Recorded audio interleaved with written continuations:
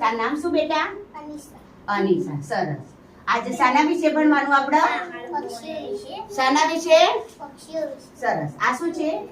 ચકલી. ચકલી કેમ બોલે? ચી ચી ચી. સરસ. આ શું છે? કાગડો. કાગડો કેમ બોલે? કા કા. સરસ. આ શું છે? કબૂતર. કબૂતર કેમ બોલે? કબૂતર. હા. આ શું છે? પોપટ. પોપટ કેવું બોલે? ટુકડી. સરસ. આ શું છે? મોર. મોર. મોર કેવું બોલે?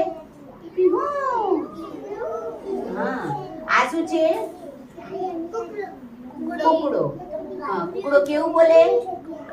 કુકડો. જોસ્તી બોલો. હા. આ શું છે? કુંવર. કુંવર ક્યારે જુએ?